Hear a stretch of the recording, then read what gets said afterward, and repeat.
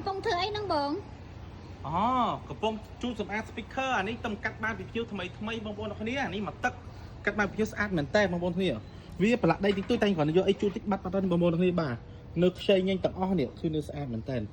ហ្នឹងហើយសូឡូខេ1621នៅមកទឹកបងប្អូននេះ$135ណាអូនណាចាបាទខ្ញុំហ្វ្រីដងហ្វ្រីដឹកជូនឲ្យនឹងបានធានា11ខែ11ខែទៀតបងប្អូននេះភ្ញៀវប្របបានតែមួយខែដោយសារតែគាត់យកលុយសារគាត់តលុយបងប្អូនគ្នាគាត់យកលក់ខ្ញុំលក់មិញឥឡូវស្អាតមែនតើបងប្អូននេះក៏នឹងជូតតិចតិចឯងខ្ចីញញបងប្អូនគ្នាបាទអត់មានកន្លែងទោះឲ្យបងអូនមើលមកជុំឲ្យម៉ួយណាចាបាទអានេះបងប្អូនគ្នាអានេះកម្លាំងវា320វ៉ាត់បំពាក់ជាមួយនឹង micro មួយគូបាទហើយខ្ញុំឲ្យឆ្នាំងសាក35វ៉ាត់ជូនបងមួយទៀតហើយមានប្រអប់មាន full set នឹងមានប្រអប់នឹងមាន full set ទាំងអស់ហើយនៅធានានៅ11ខែអញ្ចឹងបងប្អូននេះចង់បាន Solocash 1621មកទឹកស្អាតបងប្អូននេះ complete K87 stock KH នៅសាខាទី2បងប្អូននេះនៅក្នុងកន្លែងម៉ូតូហោណាបងប្អូននេះបងទៀនជប់ខ្នល់ហ្មងនេះខ្នល់ផ្លូវវៃស្រីហ្មងណាហើយនេះរំចាក់បាទរំចាក់វៃស្រីហើយបងប្អូនចូលតាមចុចខាង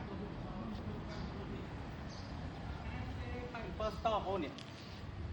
ពេលបងប្អូនចូលមកនៅខាងឆ្វេងនេះឃើញហាង K87 stock KH បាទមានលុបបាសនិង speaker គ្រប់ប្រភេទអញ្ចឹងបងប្អូននេះចង់បានរបស់មកទឹកអាចមកសាខាទី2បានដោយសារតែខ្ញុំប្រម៉ូទវិសាខាទី1ដាក់នៅសាខាទី2ទាំងអស់ហើយតែអាវ៉ាន់មកទឹកគឺខ្ញុំយកមកដាក់សាខាទី2ទាំងអស់អញ្ចឹងបងប្អូននេះចង់មើលមកទឹកអីអាចមករើសបានណាបងប្អូនទាំងគ្នាបាទថ្ងៃនេះវីដេអូនេះមានតែប៉ុណ្្នឹងបងប្អូននេះបាទសូមអរគុណសូមជម្រាបលា